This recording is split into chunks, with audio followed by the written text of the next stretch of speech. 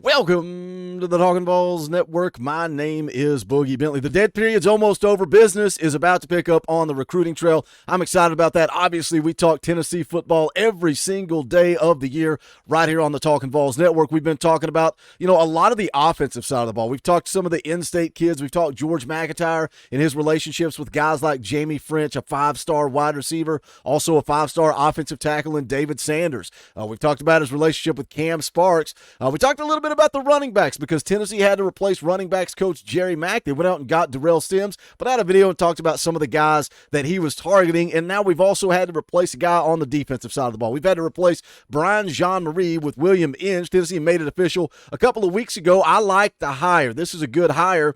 This is from utsports.com. Says William Inge, who owns over 2 decades of collegiate coaching experience and served as the co-defensive coordinator and linebackers coach during Washington's college football playoff run, has been tabbed as the new Tennessee linebackers coach, Josh Heupel announced on Wednesday. Now, I've said this previously. I said it when we covered the hiring of William Inge. Is Josh Heupel playing chess here again while everybody else is playing checkers? Because William Inge is a guy that was a co-defensive coordinator. Josh Heupel hires him as a linebackers coach. Ultimately, he's going to end up as a defensive coordinator. Also, you can look at Tim Banks. Some people may not want to hear it. Tim Banks is going to end up as a head coach. And is that going to be sooner rather than later? His name was floating around a little bit during the offseason. Did Josh Heupel go out and get his linebacker coach, but also Tim Banks' replacement at defensive coordinator? Here's a quote from Heupel. Says William is one of the most experienced and knowledgeable linebacker coaches in the country.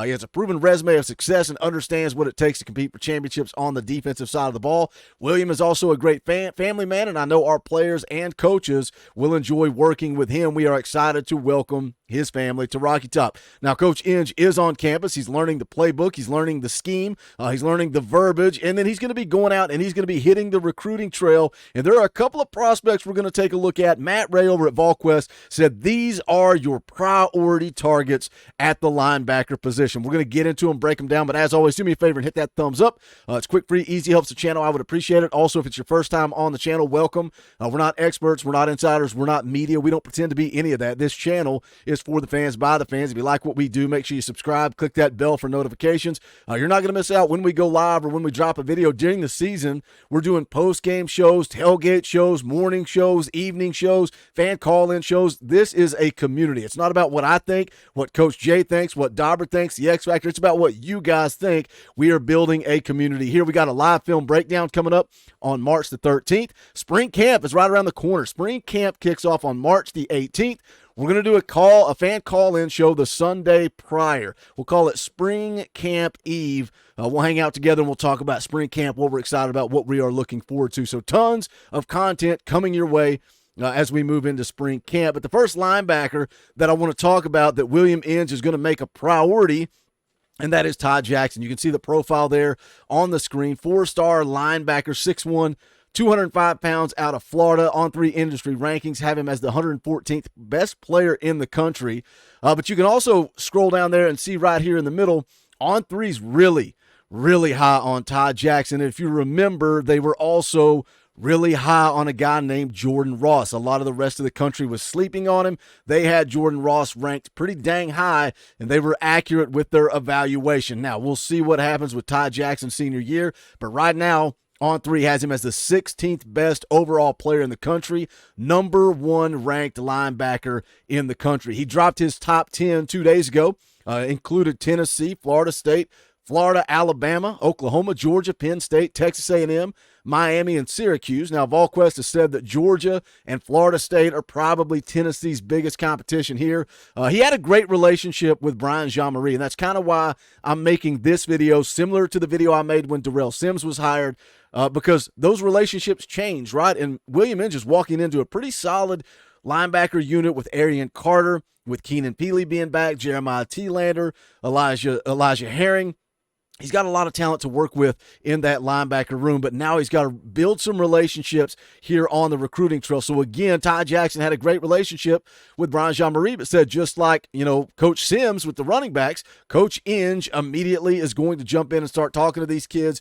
VolQuest put out that the dialogue between Inge and Jackson has been positive. There's a good relationship there. He did visit Tennessee 3 times last year. He camped on May the 31st. That's when he got his scholarship offer, took another visit in July. Then he was in town for the Georgia game. He's also got an official visit scheduled to Tennessee for June the 21st. He'll be at Penn State on May the 31st. Then he'll take an official to Georgia on June the 7th, FSU June the 14th, and then at Tennessee on June the 21st. Now, there's no official scouting report out there. You guys know what I like to do when that's the case. I'm not going to sit here and pretend to break down film and that's what Coach J does. That's what Coach J is for. Coach J is here to break down film for you guys, which we'll be doing in a video on Sunday, so make sure you tune in to that. But I'll just roll up the highlights here, let you guys take a look at them. You can tell me what you think of Todd Jackson. And I will say I did find this. This is from Andrew Ivins over at 247 Sports. Not an exact scouting report, but this is what he had to say about the 4-star linebacker. He says Seminole Ridge, which is where Todd Jackson plays high school football, isn't exactly known as a football factory, but there's a reason college coaches have flocked to the school the last month while out on the road, and that's because of Ty Jackson. Says he's a tackling machine under the lights with 378 career stops to his credit. Jackson was arguably our favorite linebacker at the 2024 National Combine in January. We loved how he moved in coverage, but we're even more excited about what he could do at the next level based on the testing data. Says here that Todd Jackson ran the second fastest short shuttle at the event, had the second best broad jump for anyone north of 200 pounds, toss in a 40-yard dash time that ranked in the top 25 for all 600 participants, and it's pretty clear that Jackson is a top-flight athlete who can play all 3 downs on Saturday. So, again, you talk about the linebacker room right now. You got a young guy in Arian Carter that people are expecting to do special things at the University of Tennessee. Look at the violence on that hit. This would be a fun one. Maybe I need to throw this one out to Coach Jay and we can break down some of this film because I am liking what I am seeing. But you got to – I say it all the time. Sometimes I feel like I'm a broken record, but you got to continue to stack recruiting classes year in, year out, and that is how you close the talent gap with the Georgias and the Alabamas. But Tennessee has made Todd Jackson a priority, so we will continue to keep you updated. Again, he will be here officially when we get to June. Now, second guy, this is 1A and 1B with who Tennessee is prioritizing when it comes to the linebacker position. That is Jaden Harmon, also 6'1", 205 out of Rome, Georgia. You can see, again, a 4-star linebacker, top 200 guy nationally according to the On3 industry rankings, 24th best linebacker in the country according to those same industry rankings. Now, he told Ron Callahan at 247 Sports just last week that Tennessee, Clemson, Florida State, LSU, and Texas were all at the top of his list. He's picked up some recent offers. I was looking at the 247 Sports profile.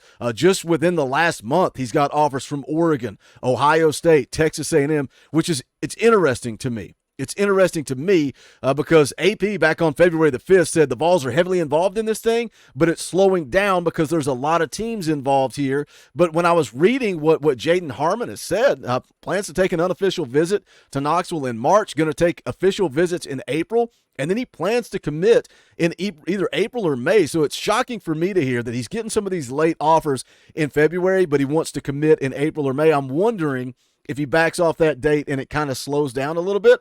He's already been on campus quite a bit. He was in town for the Missouri game back in 2022. Also visited 3 times last year, which included Tennessee's wins over Texas A&M and South Carolina. What he likes about Tennessee, he told 247 Sports, he said, I like the game day environment. It stands out, I'll say, out of all the game day visits I've been to, they definitely have the best game day environment. Some great people there, even when I had no offers. I went down there and they just treated me the same as they treat me now. As everybody's equal, that's a big part. I like both of the things I hear there. First of all, the Texas A&M and the South Carolina game, 2 games that would be pretty good to take in, right? Dark mode, night game, electric atmosphere. Everybody's thinking about revenge in that South Carolina game. But then also on the flip side of that, the Texas A&M game. Tennessee won with defense and special teams. So as a linebacker, you would think he enjoyed that atmosphere. On the flip side of that, the culture that Josh Heupel has created. These kids feel like they come in and they're welcome right out of the gate, that they're everybody's equal. I like hearing that.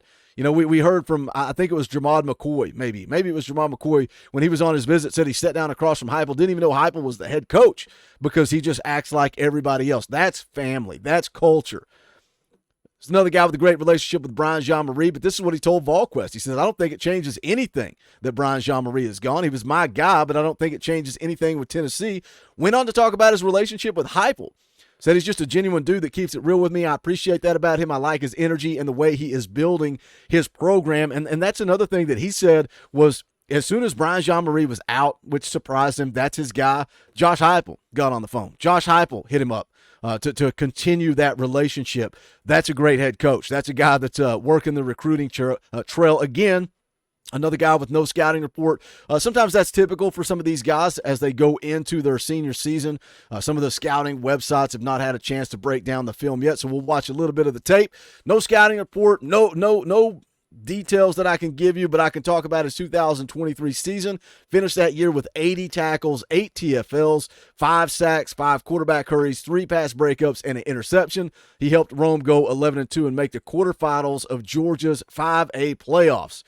So that was his stats from his junior season. You can see the highlights on the tape here. Again, Todd Jackson, 4-star linebacker. Jaden Harmon, 4-star linebacker. Tennessee's priority in the class of 2025 at that position. I wouldn't be surprised to see Todd Jackson ultimately end up as an on-3 5-star, ranked 16th in the country as they continue to upgrade those. I would say he could possibly bump up to a 5-star prospect. Wanted to give you a quick update, talk a little bit about the defensive side of the ball. What do you think of their tape? Jump into the comment section. Let's talk about it. Can Tennessee finally land that top 5 class for the class of 2025? Smash the thumbs up on the way out the door. If you want to give a little bit more, you can hit the join button down below. For just $1. $1 a month, you get access to custom Talkin VAWLS emojis, the fan call-in shows like the one we're going to have the day before spring camp kicks off, but also you're supporting this channel for the fans, by the fans, also fan-funded, so thank you guys for your support. But that is going to do it for this one. This is the Talkin VAWLS Network. My name is Boogie Bentley. Go Big Orange.